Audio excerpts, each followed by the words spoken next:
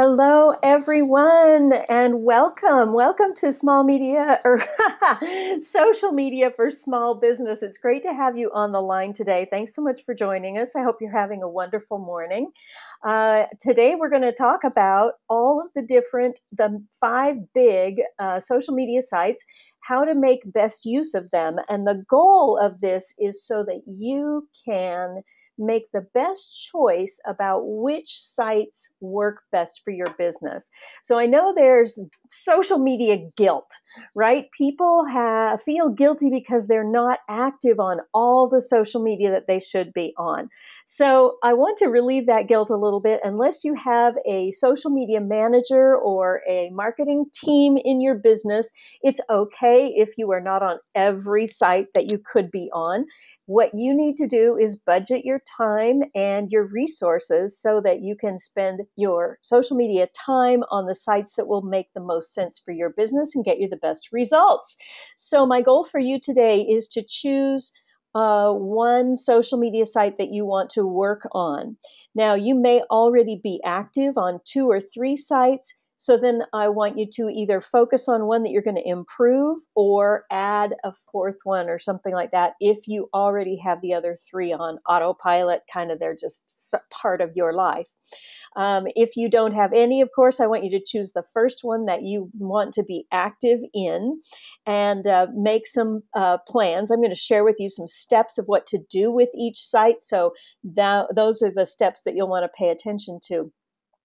So you're going to be thinking about which one social site am I going to be focusing on in the next month or more till I get it as a part of my regular day, my regular marketing, my repetitive tasks, if you will. So I want to start with a poll here. If I can bring it up, we're testing the waters here on polls. So I'm going to put this poll up there, and I want you to just mark which social sites you're on. You should be able to check more than one. Yeah. So then I'll get the numbers here and see what's going on. Ooh, I love this. I'm getting numbers, numbers, numbers. This is awesome, huh? I love it when webinars work. Okay, we've got a few more people that could participate in the poll if you want to. Looks like there's going to be a delay on that. So right now, we have 93% on Facebook. Yep, I expected that. 30% on Twitter, 33 on LinkedIn, 33 on Pinterest, and 19, 21. The numbers are changing as other. They only let me have 5 choices, so I wanted to ask about Instagram, but I also wanted to know if you were on anything else. So we are going to talk about those 4 plus Instagram today. So thanks for the input. That's really, really useful and very common among most groups that I teach. All righty, so moving forward, let's go to, come on, baby. I have to figure out how to advance my slides. There we go. All right, you're probably wondering who I am that's talking to you. My name is Lisa Smith. I am an authorized local expert with Constant Contact. And if you're attending any of the other webinars today, all of us who are speaking today are the same. We're local authorized experts, and they will talk about that too. So I own my own business, 7Touch Marketing, and it's called that because it takes about 7 touches in order to turn a shopper into a buyer. They need to hear from you, be exposed to you, and see what you have to offer. And on average, 7 times then is what it takes to convert them to being a paying customer. So in that business, I am a trainer. That's what I do. I train small businesses how to use email and social media. And if you attend any of the webinars the rest of the day, the next webinar is social media, and email marketing, the power of the inbox, and I'm teaching that one also. And then there's a couple of other throughout the day, surveys and events, and I can't remember what else. Sorry. So you'll be meeting Albert and Tawanda and Debbie today if you want to register for those as well. And you can register for those on the same emails that you registered for this one. After the event, if you have any questions, go to my Facebook page. That would be awesome. Email me a question. I would love to engage with you further. Also, I encourage you to ask questions while we are in the webinar today. So there is a questions tab. There should be a questions tab in your dashboard off to the right. And feel free to put in your questions while I'm talking. And then my assistant, Kara, will come online near the end of my time, and she's going to moderate those questions for me. And I will get as many of your questions answered as I possibly can. So type them in as you think of them, and that way we will have that there. I know it's so hard at the end of a webinar to think of what were my questions. So write them in as we're going along, and we'll take care of those. Also, any questions about the technology or anything like that, go ahead and post those. You can do questions or chat, and Kara will take care of you on those things. All right. So I live in beautiful Sisters, Oregon. I'll bet some of you have heard of Sisters. Some of you have driven through Sisters on your way to somewhere. It's a gorgeous town. I absolutely love it. And today, actually, I'm in sunny Phoenix, however, which is actually Scottsdale, which is pretty awesome. Coming to you from the land of the sun. It's a gorgeous day out today. Enough about that. Let me tell you a little bit too about how I came to be here where I am. I have 20 years experience in the training industry. I've actually 25 years now. I have trained over 40,000 people in my career. For 19 years, I was a trainer with Franklin Covey. I traveled all over the country and was totally the business road warrior. And then I went to work as a marketing director for a small firm, actually in Sisters. And there I realized something that just took me aback. They were doing all the right advertising. It was about 2008, and they were doing print ads and trade shows, super expensive stuff. They were doing all the things that had worked for them in the last 15, 20 years that they had been in business, and the business growth had just stagnated. And all of a sudden I realized we're ignoring our customers. Now, I know you don't ignore your customers, and we weren't ignoring them either when they were in a purchasing conversation. So if they called us to place an order, absolutely we're there. When we did contact them, it was to ask for the sale, and that was it. Well, we did send a nice calendar at Christmas time, and that's, it's expected that you'll get something from your suppliers at Christmas time, but the rest of the year, the only time we reached out to them was when we wanted them to buy something. That's very self-serving. In today's world, with social media especially, people are looking for more than that. They're looking for a relationship with the business. They're looking to feel the culture and to feel a part of what that company's mission is. People love to be engaged with your business when your business has something to offer them besides discount sale, discount sale. Constant Contact's mission is to actually help small businesses grow. And so they have created, of course, email marketing software, which I will talk about in the next webinar that starts at 10:30. But in addition to that, they have a whole suite of products that help you to be a better marketer. One is Facebook offers. So similar to Groupon, you can post an offer and people can buy it right then from the Facebook post and then redeem it at their convenience. It's a wonderful way to promote your business and get cash up front. That's always good. Another tool they have is feedback and surveys. So if you have ever done online surveys, you know how valuable they can be and how great it is to get that immediate feedback from your clientele, from your prospects, from your Facebook fans.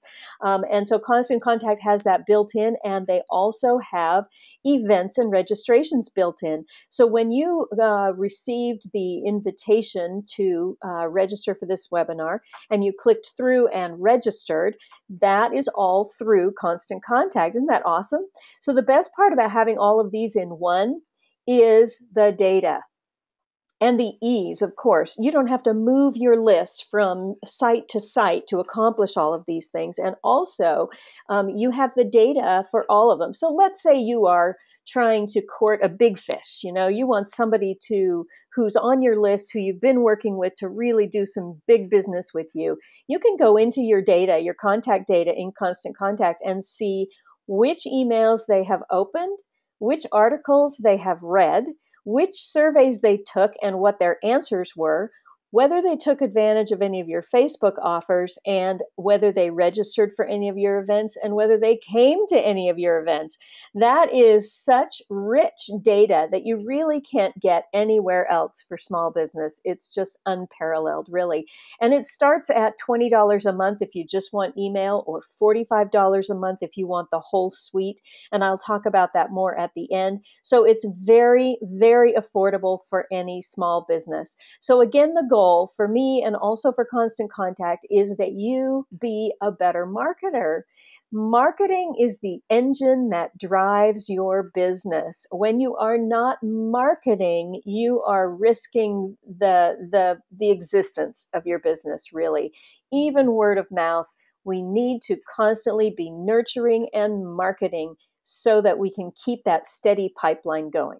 All right, let's jump right into it. Our agenda is pretty robust for the next 45 minutes or so that we have left. So we're going to talk about Facebook, Twitter, LinkedIn, Pinterest, Instagram, how to create and curate content, how to use photos, word images, and video, and the next steps. So while I'm teaching this, I am going to turn off my webcam just so that my talking head isn't quite as distracting, and so you can just focus on the slides. So here I go, turning off my webcam.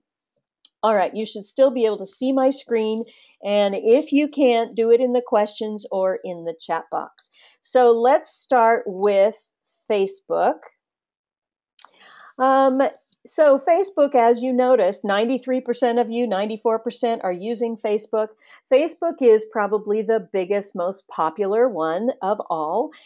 Everybody is on Facebook. And so the purpose of being on Facebook as a business, is to reach large audiences.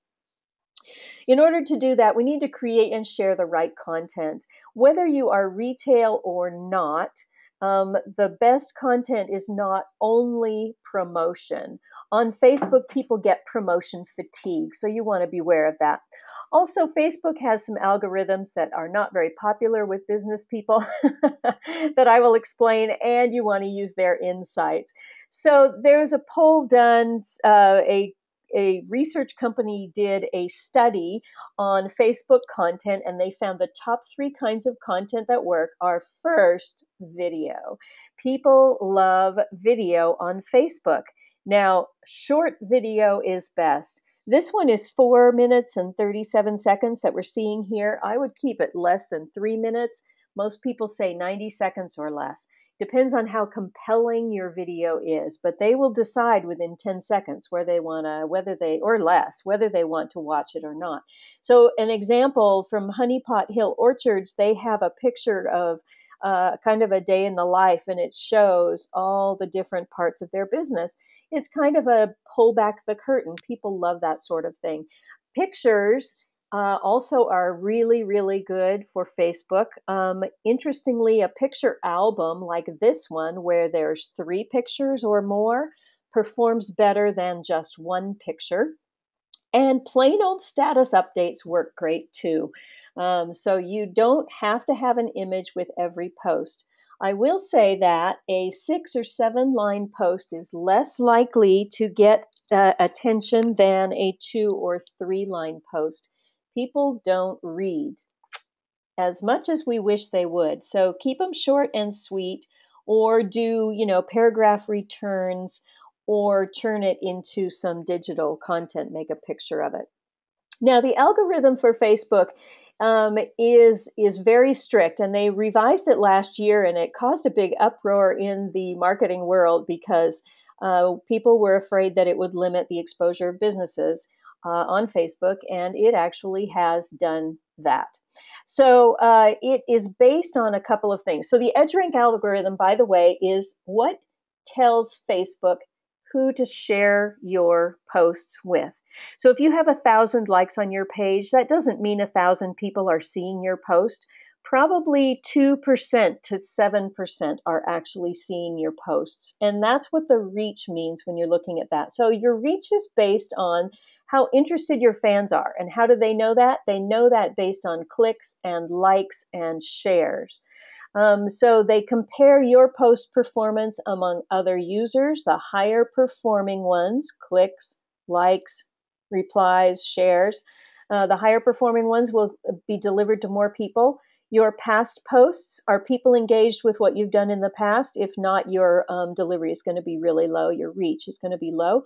And the kind of post that the users prefer. So if you haven't been doing video in the past, start trying your hand at a little bit of video.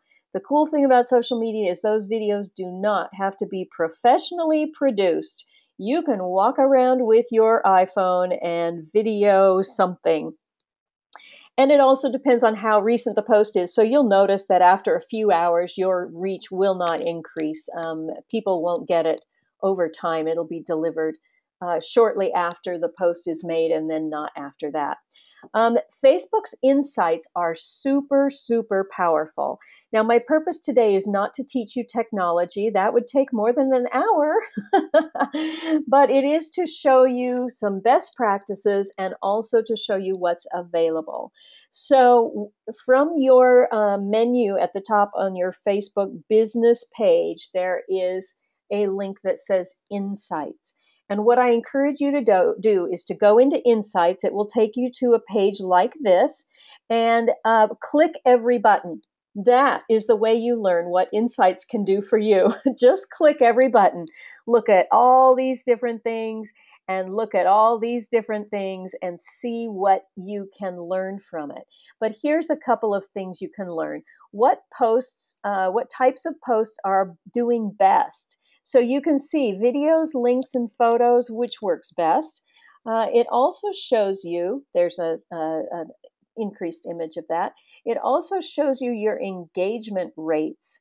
And you can see here the code, the key is likes and comments and shares. Likes are easy. They're kind of like someone smiling at your post. Comments are wonderful. Shares are the holy grail of social media. We want shares because when they share your post, it goes to their audience, which is 1,000 people that you have never met before that have not been exposed to your business. So shares are golden. It also tells you who engages with your content, demographics, and so forth, countries, languages, cities, and how many from each of those. So this company is probably either Hispanic, Spanish language, or based in Mexico because they've got such a high percentage in Mexico. Oh, and there it is expanded a little. Whoa, there's another way to advance my slides. Sorry. Okay, what am I doing here? Let's go back, go back, go back. There's a preview of what you're going to learn today. That was fun, wasn't it? Sorry if I made you dizzy. Okay, let's get back to where I was. That's hilarious. Okay, and then it also tells you when your fans are online. So this whale graph tells me what time my fans are on Facebook. So it looks basically between 10 a.m. and 9 p.m. are pretty much the sweet spot for when my people are most likely to see my posts. All right, so Facebook, once again, let me tell you a little bit more about Facebook before we move on to Twitter. Facebook activity, if you are doing Facebook 2 to 3 times a week, that's pretty much the bare minimum to get attention. Daily is best on Facebook. And the good news is there are scheduling tools to make that easier, like Hootsuite or Post Planner. And those Hootsuite is HOOT. Let me put that in the chat box. HOOTSUITE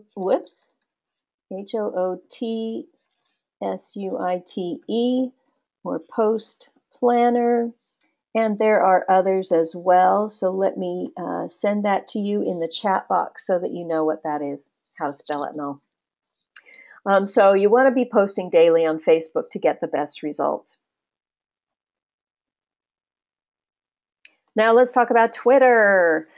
Twitter is, I like to think of it as the puppy dog of social media. Twitter requires a lot of attention. Don't turn your back on it.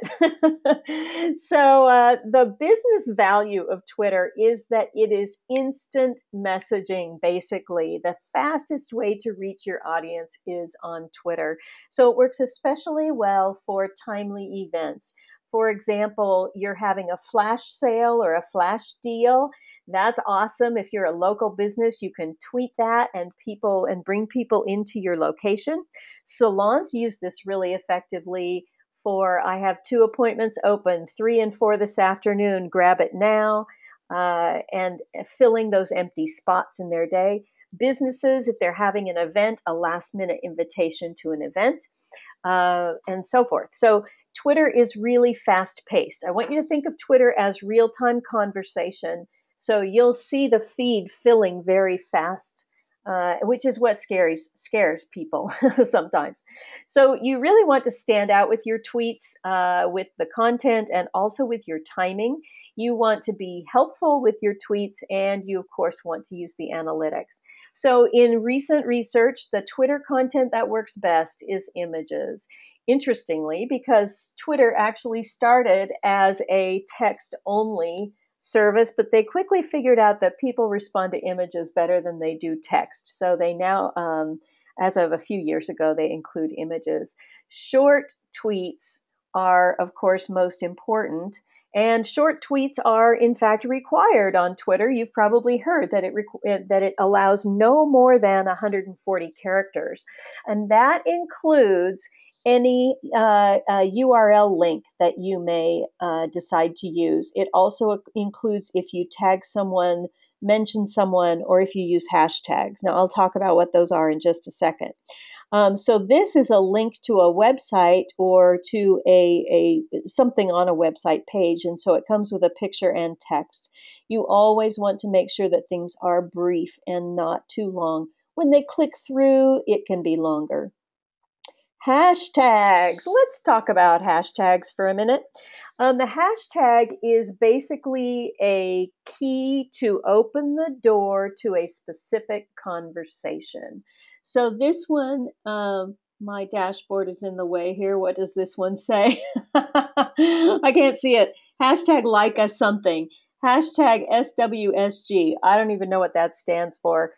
Hashtag TGIF. I know what that stands for.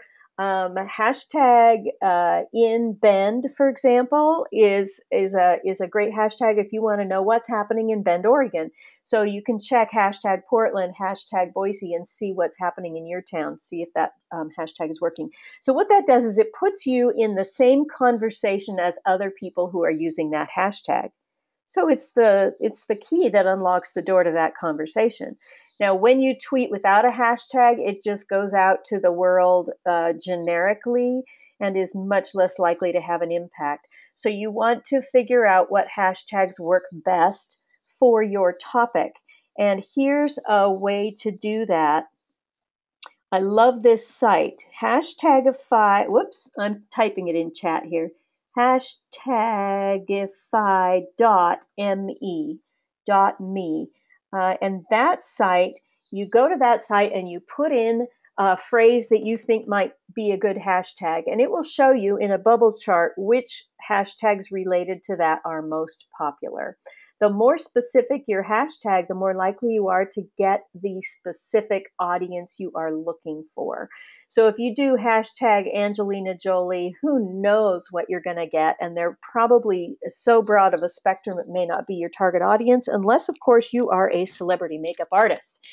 So be sure and use the specific hashtags like hashtag small business marketing and is better for me than hashtag business, or definitely more effective than hashtag marketing when I'm on Twitter. So that's hashtagify.me will help you figure out which hashtags work best for your business. So on Twitter, you want to be helpful. So link to blog posts from you or the experts. Twitter is full of links to content, So when you are searching for learning about something in the Twitter search bar, you can just put a phrase that you think might be a hashtag and see what comes up.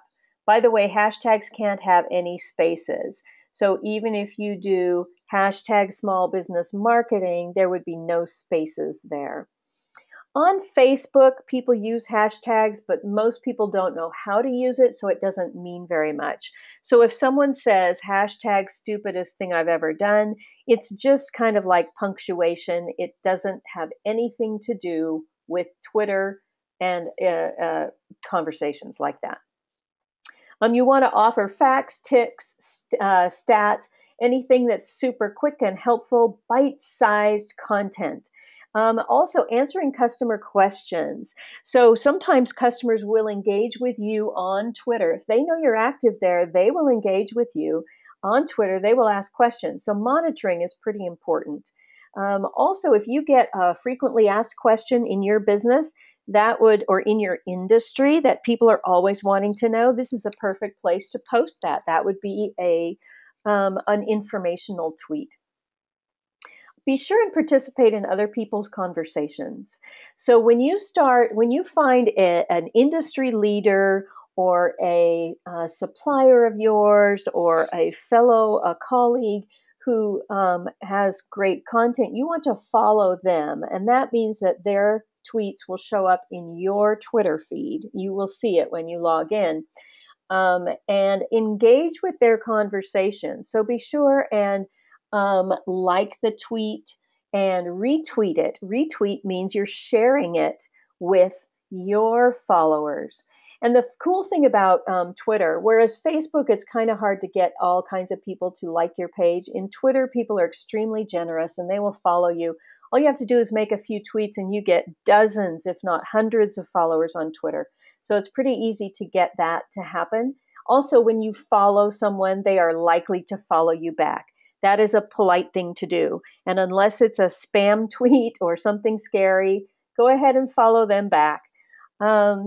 The most important thing in social media is to not make it all about you. This isn't just Twitter. This is everywhere.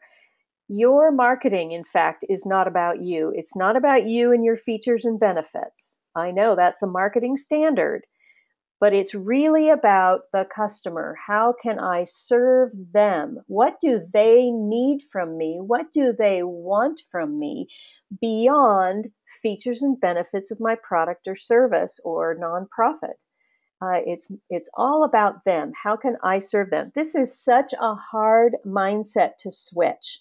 Oh, it's hard, but it's absolutely necessary.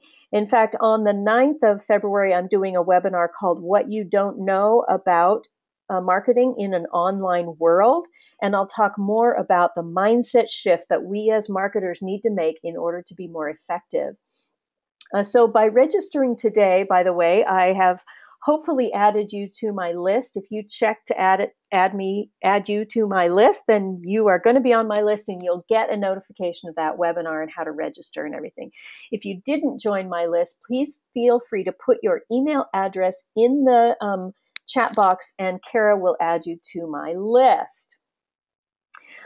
Twitter's analytics are awesome as well. There's all kinds of things that will help you to know what works. first of all, when somebody does at Constant Contact, for example, that's called a mention. And that means that Constant Contact will be told that they were mentioned in Social Media Examiner's tweet. By the way, following Constant Contact on Twitter and liking their page on Facebook and LinkedIn means you get lots of great content from them, as well as me. I hope you'll join me on social media as well.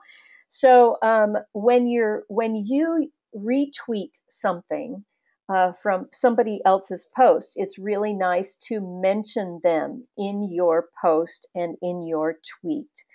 The hashtag Pinterest, the hashtag marketing is to get people's attention. There's the link right there, the shortened URL. You have to shorten the URLs with a URL shortener, and one of those is ow.ly. Another one, I'm typing this in the chat box. Another one is bit.ly, and another one is tinyurl.com. So if you go to any of those, you can paste in your long, horrendous link, and it will shorten it for free. Pretty awesome tool. So the analytics will tell you when you were mentioned. They will also tell you what your top tweets were, what performed the best, and it will, you can see that it tells you how many people saw it and what percent engaged with it. It will also tell you all the different engagement kinds, who retweeted it, how many likes, how many replies, and it will also give you audience insights. And one of the cool ones is what industry are they in? So you can see if you're appealing to a specific industry more than others. Very helpful. So what to do next in Twitter? You want to keep track of what tweets get the most engagement and create and share the content that's getting the best results. Twitter is, here's another metaphor for Twitter, it's like a river. Okay, so the river is running and you walk up to the banks of Twitter and you dip your foot in, or maybe you even wade in it for a few minutes. And that Twitter feed, it goes by. And so if you were to step in every 30 minutes or 90 minutes, you would be getting a different audience because the old audience has gone by. It's so fast. It's real-time conversation. So you can actually post the same thing 2 or 3 times during the day. Best practice, if you want to build a business on Twitter, you plan 6 to 9 posts during the day. Only 2 or 3 of them are different content, and you tweet them. I always call them posts, it's tweets. And you tweet them throughout the day. The same 2 or 3 tweets get tweeted throughout the day. Again, no one has time to babysit that. That's why we have those scheduling tools so that they can be posted when it's appropriate. Oh, and Buffer is another scheduling tool that you can use. Also, of course, you want to evaluate your analytics. Look at them at least monthly and quarterly and review what's working, what's not working. I actually usually review my analytics more often than that. All right, let's talk about LinkedIn. If Twitter is the puppy dog of social media, LinkedIn is the old dog that lays in front of the fireplace and just needs to be petted and loved every once in a while. So LinkedIn only requires engagement like 2 to 3 times a week. To be active in LinkedIn, that's plenty of time. Unless you want to be a superstar on LinkedIn and post every day, which is just fine. But you can spend less time on LinkedIn and still get some great benefits from it. So the business value of LinkedIn is to establish your expertise.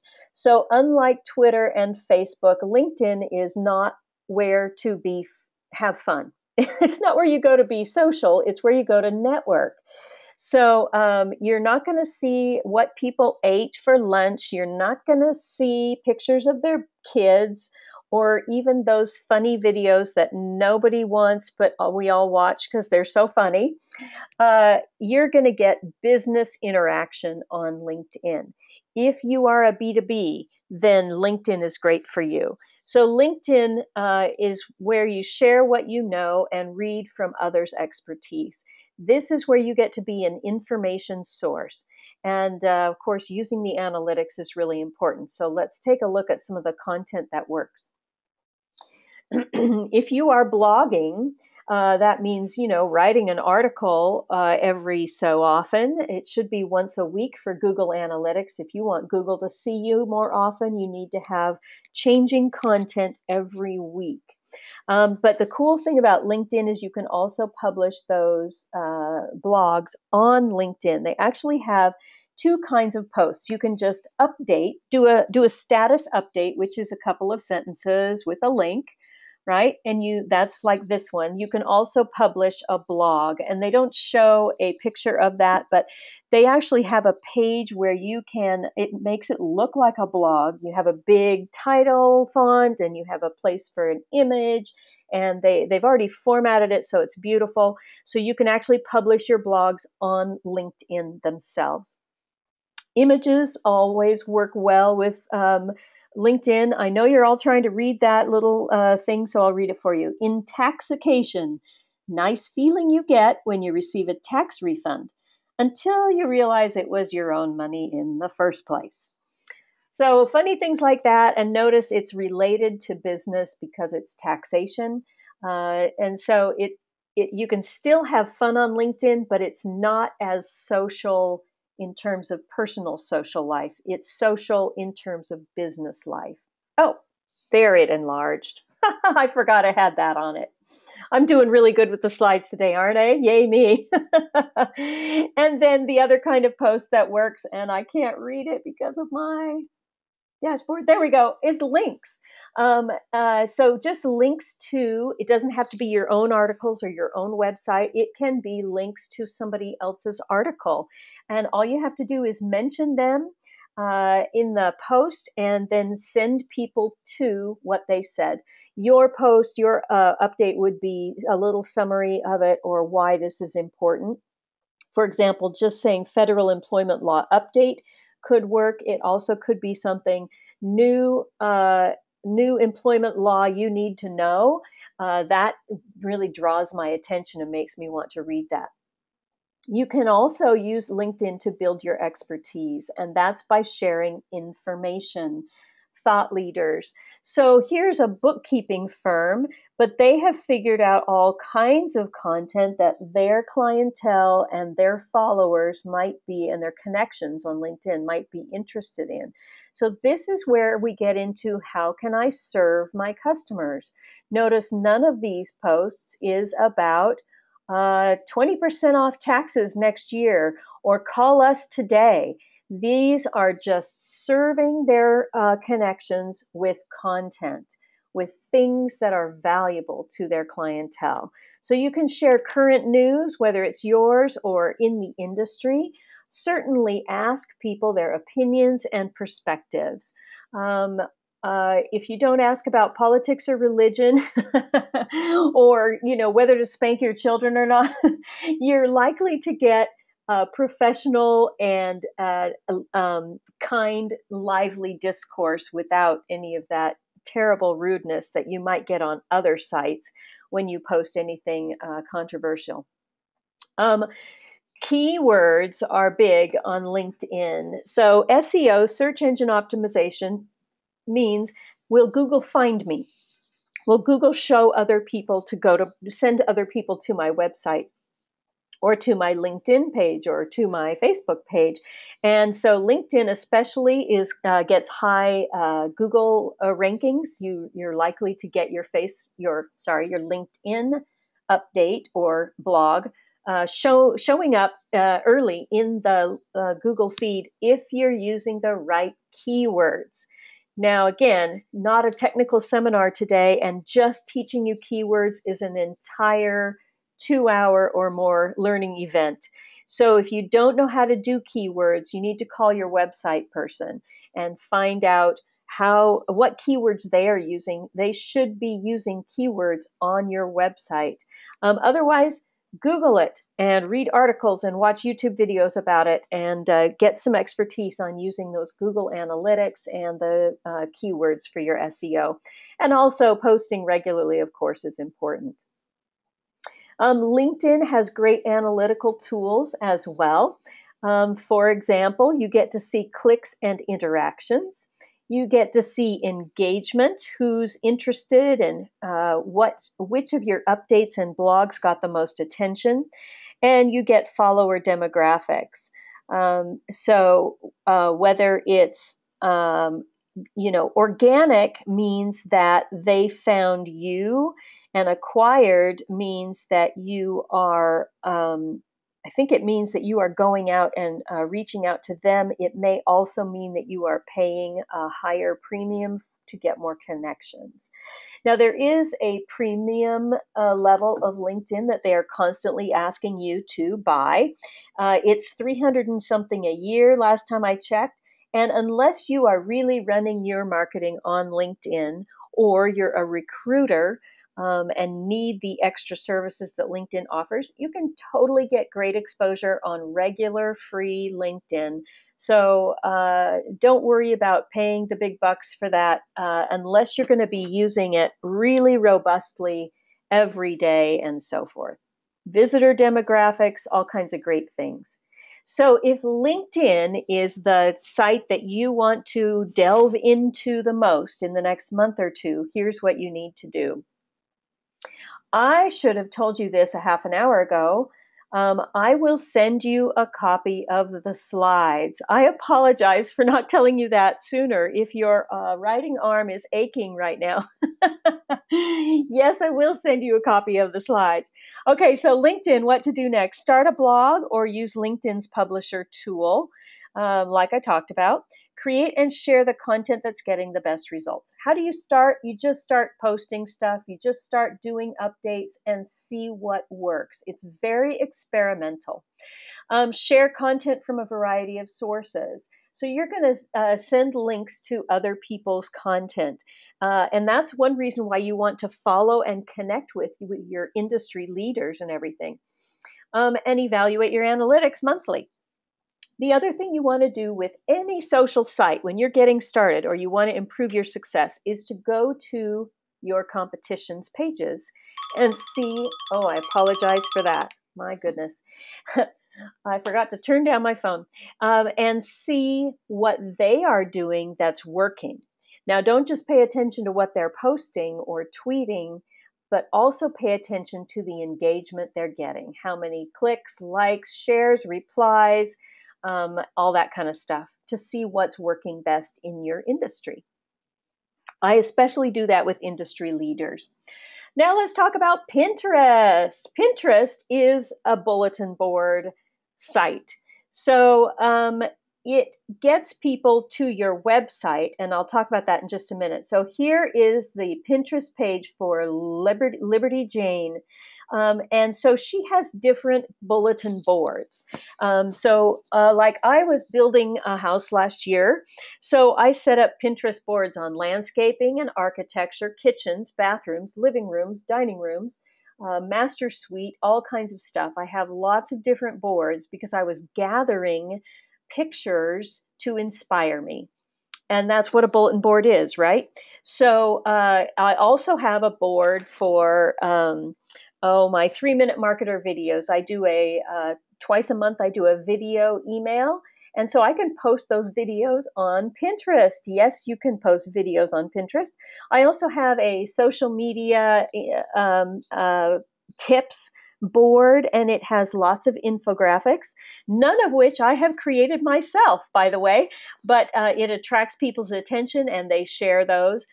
I'm not using Pinterest for my business as a trainer of social media. I'm on there. Well, I was on there anyway for fun, but I don't drive business through Pinterest yet. But I have an online product that's coming out in another month or so. And if you subscribe to my list, you'll find out about that. And so I'm going to do some Pinterest marketing on that. But it's not my primary site. That is not where I get the biggest bang for my time. On Pinterest for my business. If you are retail, if you have something visual to share with people, Pinterest is your baby. Also, if your target audience is women, 80% of people on Pinterest are women. So there's lots of great man pages out there too. Fly fishing and man caves and woodworking and I don't know what all kinds of stuff. Men's fashion definitely on Pinterest. but it's more women than men. Pinterest analytics also are really important. So, what works on Pinterest? Beautiful images. You'll see people doing like snapshots on Pinterest as well. But if you're, and certainly if you're in the moment and taking snapshots of an event or something that's going on, or whatever just walked in the door, came in through the shipping department or whatever, you can do posts with snapshots. However, if you're featuring one of your products, for example, or services, you need to have a beautiful photo. You can also do word images where they have this picture and then they place the text on top. So the picture may have had the logo on it and, of course, the image itself. But then you can go into some programs. I'll show you which sites those are in a minute and add text on top of it. And then in the tweet, there is a link to your website where they can buy that stuff. You can also share things that are interesting to your clientele, but don't sell product. So if your Liberty Jane clients are also dressing their girls in really cute clothing, that absolutely works. This features actually shoes that match a Liberty Jane doll. Landscaping businesses do a lot of how-to posts on Pinterest. That's where people look for ideas for things. So when you're providing value, you want to share product photos, certainly. You also want to link to your blog posts and to your website pages. You can link to other people's website pages as well and do that same content curation, gathering and sharing other people's content. And in Pinterest, keywords are essential to getting more attention on your posts. So for example, when I was gathering all the information for my house, I searched on Pinterest for modern craftsman kitchen, and a bunch of posts came up, and I posted one, I pinned one on my board. And the words on that picture were modern craftsman kitchen. That's why I found it, because it was exactly what I was searching for. That pin got repinned or shared hundreds of times. I was not marketing this pin. I wasn't trying to do anything in the public eye, but because it had the exact key words, it was repinned hundreds of times and actually still does get repinned. Sometimes it's been up for like 2.5 years. And then you want to be sure that you're not always talking about your product, as with any other social media site. Pinterest Analytics is pretty cool too. It will tell you all kinds of things like who's engaged with your pins across Pinterest. It will also tell you which content on your Pinterest boards is most popular and pins from your website. So if you have images on your website and the little pin button comes up, it will tell you how many people have pinned something from your website. If you want to get that feature on your site, go talk to your web guy or gal. Okay, and also audience demographics. This is pretty hilarious that this graph is a straight line. I don't know what that means. But it will also tell you where they're from and who they are, things like that. Okay, and this is a cool new addition to the analytics where it shows you what else your audience is interested in, what other kinds of topics. Why is that useful?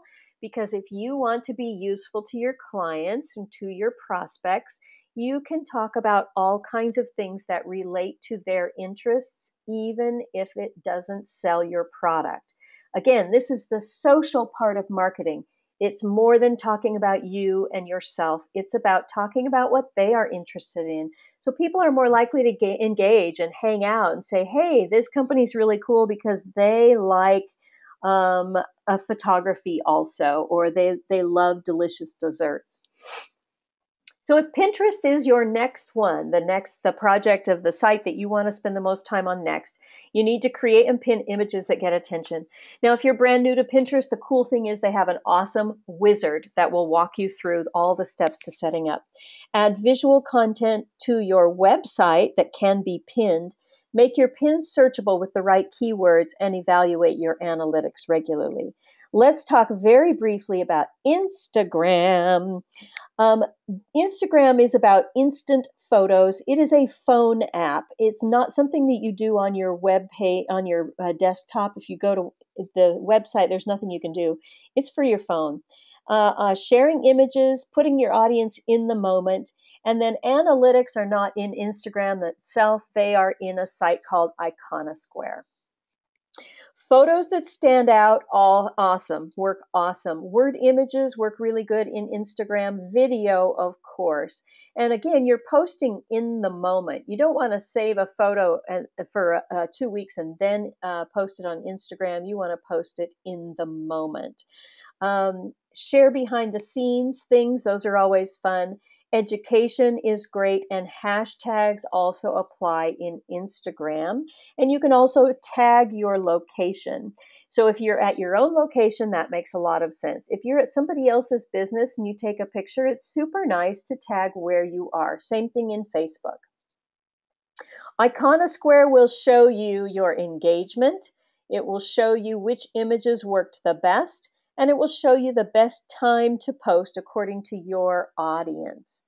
It will also show you which hashtags work best and which ones are most trending the highest that day in Instagram. So here's what you do next. If Instagram is your next site that you want to focus on, you want to start sharing images. Carry your phone with you and tell stories about your business through those images and videos. Use relevant hashtags and use Iconosquare and evaluate your analytics. Let's talk about curation and creation. Content, again, is writing for your audience, not about yourself. So here's a cool distribution of the kind of posts you want to do. You think about 50% of your posts, tweets, pins need to be engaging the audience, something that will get likes and shares and comments and drive more attention to your site. 30% useful information, the sharing your knowledge and expertise, sharing the blogs of your blogs and of other people, and 20% promotion. So you're going to be generating other ideas besides how to promote your product. For example, here is curation, where this Three Kittens Needle Arts lifted a blog post from Ravelry because their audience would be interested in it. So they put the URL here, and then the picture shows up and it gives credit for where it came from. Incidentally, once you have done that in Facebook and you get this nice visual and the words next to it, you can erase, you can delete the actual link so it doesn't become a part of your post. Same thing in Pinterest. Here they have shared somebody else's content. Where do you find content to share? Everywhere that you would go for content. All kinds of different places. You're searching on the web, you're reading blogs, you're following other people on social media. You're even getting stories and examples from customers or employees. And then you can use those posts in all different sites. You can use it in Instagram and Facebook and Twitter and even LinkedIn. Use and reuse. Not all in the same day, however, because then people who are following you in more than one place get noticed that you have posted the same thing on LinkedIn, the same thing on Twitter, the same thing on Pinterest. So I like to change it up, but definitely reuse the stuff that you have. Talking briefly about photos. You can actually do image editing in Instagram. So if you take a picture and you want to crop it, you can do it right in Instagram. Incidentally, you can also do it right on your iPhone. PicStitch is another place, another app where you can edit your images, and WordSwag, where you can add words to your image. And that's all with apps right on your phone. PowerPoint is an excellent image editor. You can crop, you can resize, you can change the coloration, you can add quotes on top of it, and then you just save as an image. Canva is one of my favorite sites. It has templates. So you say, I want a Facebook cover photo. It shows you all these templates of cover photos, or you can upload your own photo. You can add text and customize that all for yourself. PicMonkey is essentially the same thing, where you can create these beautiful images with a combination of stock photos and your own text or your own images. Here is a couple of sites for stock photos: freedigitalphotos.net, stockvault.net, freeimages.com. Again, you're going to get this when I send you the slides. There are more than that. The idea here is not to use other people's professional photos without paying a one-time fee. That's called royalty free. Some of them you can get for free. They're in free domain, but just because it shows up in Google Images does not mean you have the right to use it. A word image is more effective than just a plain image because people can see it at a glance. And that's what you can create on all those places that I just told you about. And you can do all kinds of content on those. This is your image size guide. So I'm not going to pay any attention to that because it's hard to read, but when you get the slides, it's a wonderful tool for telling you what size your Facebook cover photo needs to be, 851 by 315 pixels. So next steps. Planning weekly is so powerful with social media. You plan ahead of time. What are you going to post on which day? And then it's easier. You can schedule it right then. And then all you have to do is check into that social site once or twice a day to be a part of the conversations that are being generated. And then always leave space for something that comes up. But you can still post on Facebook every day with your scheduled posts and then add something else during the day. That's totally fine. So here's something that surprises people. The number one purpose of social media is to drive people to your email list. I went to Facebook lecture a couple of years ago, and the speaker said that. I was so excited, I wanted to jump out of my chair. The reason we want people to move from social to email is because it's a deeper connection. It's a relationship at the next level. It's like going from seeing each other at a party to going on a dinner date or a lunch date, something like that. But you also want to send people from your email to your Facebook page. So you want to do this cross-pollination, constantly moving people from social to email and back to social again. All right, so I want to give you an offer today. I want you to give Constant Contact a try. If you're not already with Constant Contact, here is the URL that you can click on to sign up for a free 60-day trial with Constant Contact. And what that includes, which is just amazing, is your own personal email coach. Now, it also includes all of the products that I mentioned earlier, also includes autoresponders, which is automated email sequences. But when you sign up for your free trial, then somebody from Constant Contact will call you in the next 24 hours, and they will say, hey, I want to help you get set up on Constant Contact. So please use this resource if you are not using Constant Contact already. To do that. If you've already used it and you're feeling left out, those coaches are available. You just don't get one assigned to you. But you can always call customer support anytime. They call themselves coaches because that is what they are. They will teach you how to do things, and they will help you with, if anything goes wonky, they'll help fix it back in the coding and so forth. If you can't, let's see, you'll see in the chat box. Kara, would you put that link in the chat box right now so that people can access it?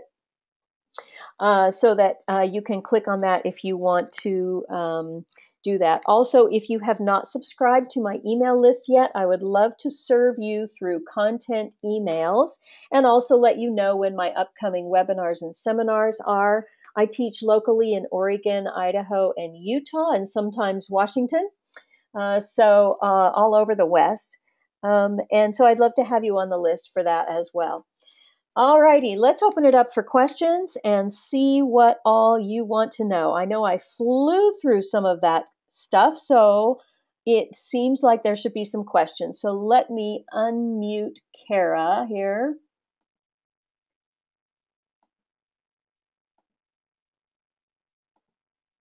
Okay, Kara, you're on the line. Everyone, I want you to meet Kara Roberts, who is the most amazing assistant I have ever had. Kara, take it away.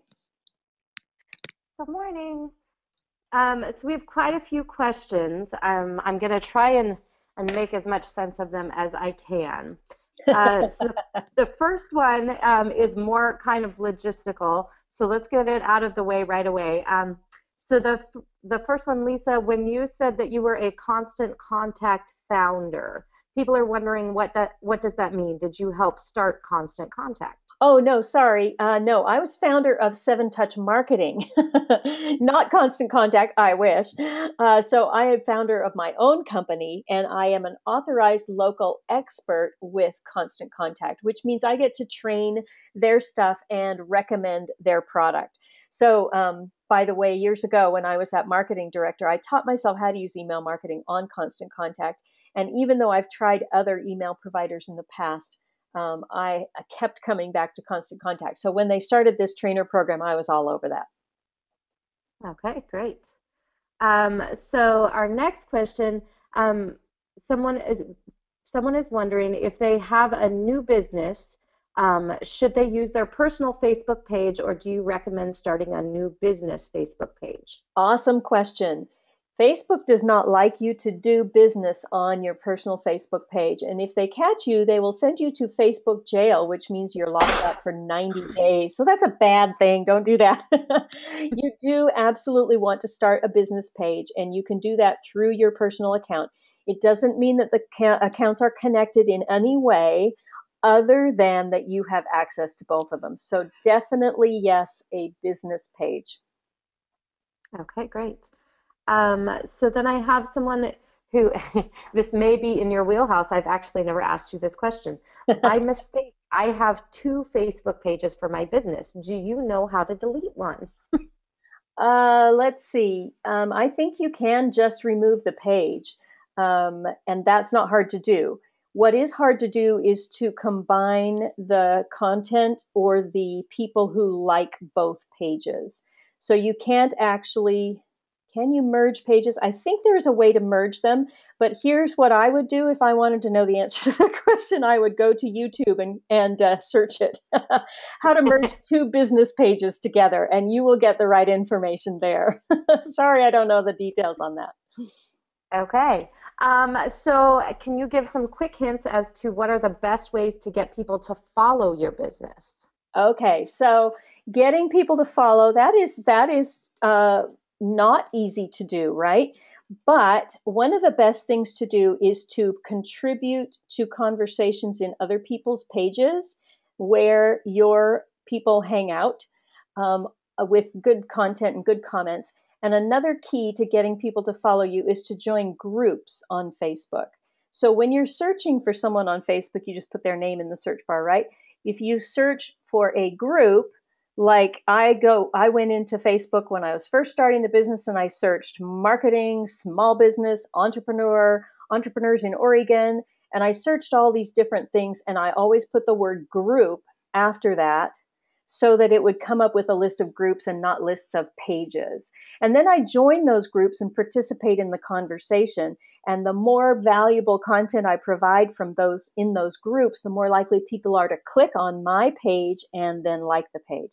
You can also do campaigns to like your page, on your. You can always invite people to like your business page from your personal page. And also, on your business page, you can go into the place where you can invite contacts. And that's the way you really get started, is by, it will bring up all of your contacts from your Outlook or whatever you want to connect to with Facebook. And then you can invite those people. No, it's not from your, is it from your Outlook or is it just from your personal page? I'm not sure about that. I think you can import your Google contacts. Yes, you can, or your email contacts. You can import your email contacts, and then you have to manually invite them. But they will get a message then, so and so invited you to like their page. So that's a really good way to grow it as well. Okay, great. And then the next question, we will be receiving slides. Will we also receive a link to a recording of this webinar? Yes, yes, we will send you a link to the recording as well. Okay, perfect. Next question, does Twitter have a business page or is it only personal accounts? Twitter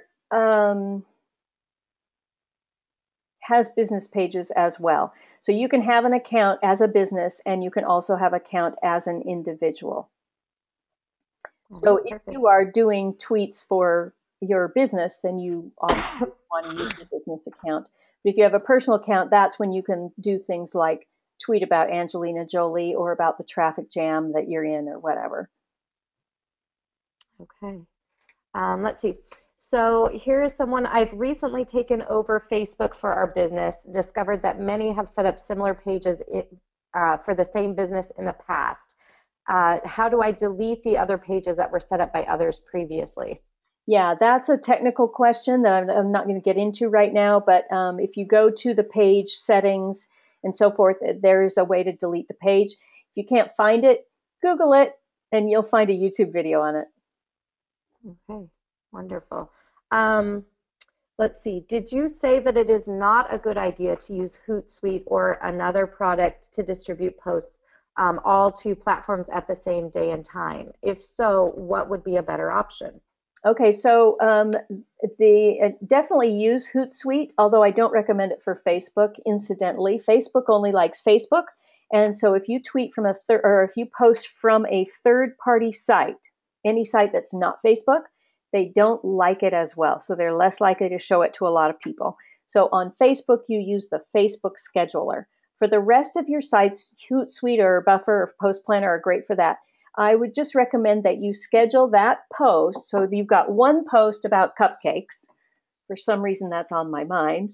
You've got one post for cupcakes. And so I'm going to share it on Twitter 3 times on Wednesday and 2 times on Thursday, for example. And I'm going to put it on Facebook on Tuesday morning. And I'm going to put it on LinkedIn. If I'm a cupcake business, I'm going to put it on LinkedIn on Wednesday afternoon. So I'm going to stagger when that post shows up on all the different sites.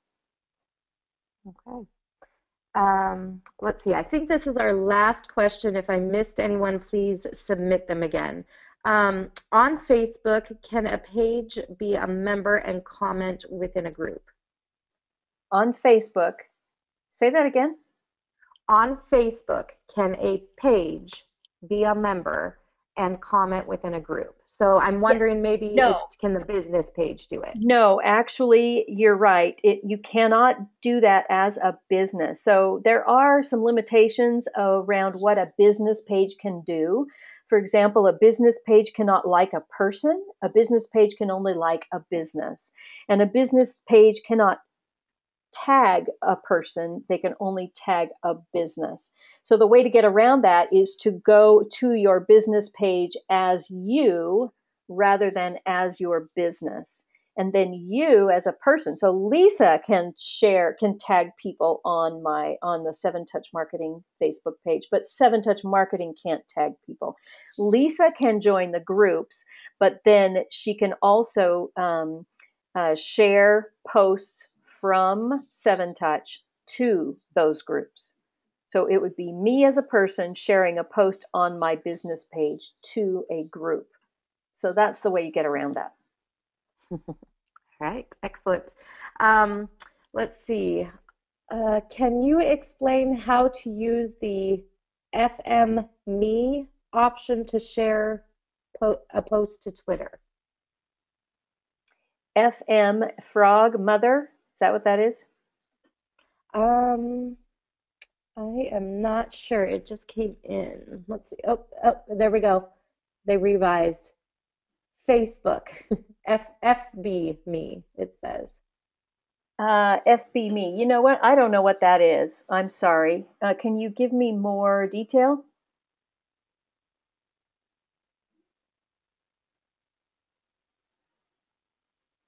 Mm, I'm waiting for anything to come up. In the meantime, In the someone has meantime, asked, also, if somebody else knows the answer to that question, go on and type in the answer. That would be great.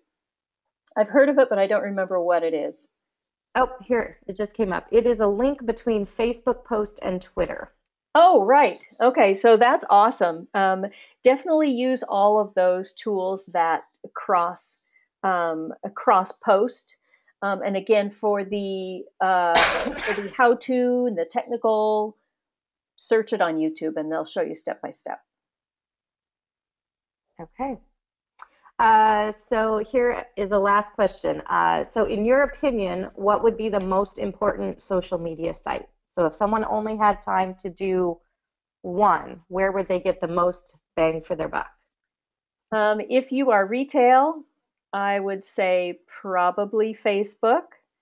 If you are a B2B, I would say LinkedIn. However, the real answer is, where are your people hanging out? So if you know, for example, your best customers, then go to Facebook and find them and see if they're active. Go to Pinterest and find them and see if they're active. Go to LinkedIn and see if they're active. That is the real answer, is to research your customers and find out. Another way to find out is with an online survey. Which social media sites are you on the most for business? Something like that. So that's the real answer. But Facebook is where everybody is. Everybody's on Facebook, so that is generally the generic answer. All right, perfect. So the only ones I have left are people just saying thank you. Oh, you guys are all so welcome. Thanks for joining me today. Be sure to log in again at 10:30, and we will talk about email marketing.